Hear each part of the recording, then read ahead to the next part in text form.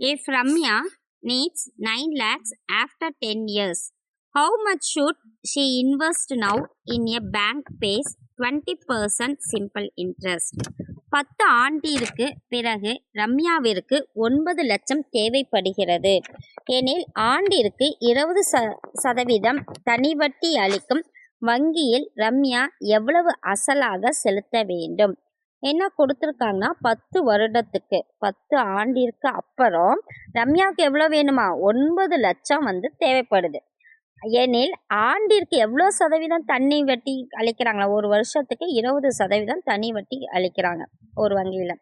அப்போ ரம்யா எவ்வளவு அசலாக செலுத்தணும் அப்படிங்கிறாங்க.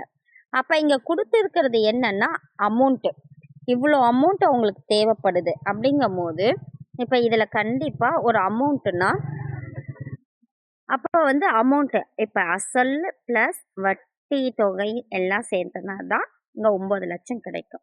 அப்போ தனி வட்டி வீதம் பார்த்திங்கன்னா 20%, வருடம் 10 வருடம். இப்போ அசலாக எவ்வளவு செலுத்தணும்னு கேட்குறாங்க. இப்போ அசல் ப்ளஸ் வட்டி வீதம் தான் அமௌண்ட்டு, அதுதான் 9 லட்சம். இதோட ஃபார்முலா பார்த்திங்கன்னா I=PNR/100. அப்போ அசல் நமக்கு தெரியாது, வருடம் 10, ஆர் 20%. இப்போ அசலும் நம்ம இந்த ஃபார்முலாவில் தான் நம்ம பிரதியிடணும். இப்போ அமௌண்ட்டு மட்டும் கொடுத்துருந்தா எந்த ஃபார்முலானா P+I அமௌண்ட்டு. அப்போ P+ ஐயோட ஃபார்முலா PNR/100 = A. இதில் P காமனாக இருக்கும்போது P இங்கே 1 வரும். P காமனாக எடுக்கும் போது ஏன்னா P × 1ன்னு இருக்கிறதா நம்ம எடுத்துக்கணும். P எடுக்கும் போது 1 வரும். இப்போ 1 + NR/100 = அமௌண்ட்டு. அப்போ இதில் பிரதியிடலாம். P × 1 + N 10, R 20/100. இப்போ இது பெருக்கல் இருக்குது. அப்போ 2 0 கேன்சல் பண்ணிவிட்டு 2 1s are 2. அப்போ 1 + 2 = 9 லட்சம். அப்போ அசல் இன்ட்டு P × 1 + 2 3.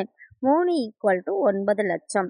அப்போ இந்த 3 கேன்சல் பண்ணும்போது இது 3 தாட்டி. அப்போ P அசல் = 3 லட்சம். இது பார்த்திங்கன்னா நமக்கு அசல் 3 லட்சம் கிடைக்குது. இப்போ இதை ஷார்ட்டாக போடலாம் அப்படின்னு பார்த்தீங்கன்னா கொஞ்சம் ஈஸி தான். கொஞ்சம் ட்ரை பண்ணுங்கள், புரியுதான்னு பாருங்கள். இப்போ வருடத்தையும் வட்டி தொகையும் பெருக்கிக்கணும். வருடம் என்ன? 10, வட்டி தொகை 20. இது ரெண்டையும் பெருக்குனா நம்ம 200 வருது. இந்த 200 எழுதிக்கிட்டு கூட்டல் 100/100ன்னு போட்டுக்கோங்க. அப்போ 200 + 100 300/100. அப்போ 2 0 கேன்சல் ஆகிட்டு. அப்போ 3. அந்த 3 போய் அந்த அமௌண்ட் என்ன கொடுத்துருக்காங்க? 9 லட்சம். அதை 9 லட்சத்தை இந்த 3ஆல் வகுத்தா நமக்கு அசல் கிடைக்கும். இந்த ஷார்ட்கட்டு உங்களுக்கு பிடிச்சிருந்தா ஃபாலோ பண்ணிக்கோங்க. நன்றி. அப்போ ஆன்சர் அசல் = 3 லட்சம்.